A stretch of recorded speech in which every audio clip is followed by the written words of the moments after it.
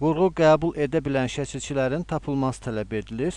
Bu sual həm nəzəri, həm praktik xarakterli fonetika bölməsinə aid test tapşırığıdır.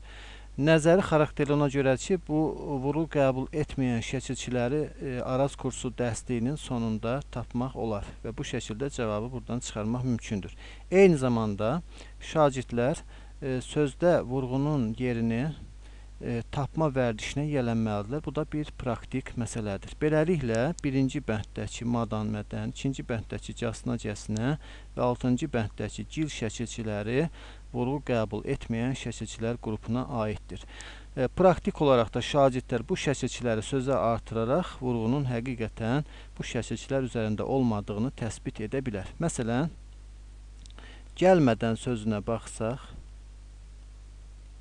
düzgün tələffüz zamanı gəlmədən vurğunun birinci hecada olduğunu aşkar şəkildə hiss edirik. Və yaxud da dəlicəsinə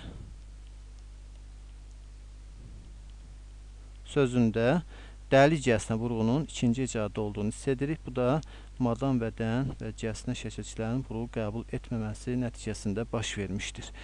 Oxşar şeyi gil və ən şəkilçilərində də görmək olar. Məsələn, xalamgil dedikdə vurğunun ikinci hecada A saitinin üzərində olduğunu hiss edirik. Xalamgil və ən şəkilçisi, zərf əmələ gətirən ən şəkilçisi də vurğu qəbul etməyən şəkilçidir. Məsələn, qəsdən sözündə vurğunun birinci hecada olması məhz ən şəkilçisinin vurğu qəbul etməməsi nəticəsindədir. Beləliklə, üçüncü, dördüncü və beşinci bəndlərin olduğu C bəndi testin doğru cavabıdır.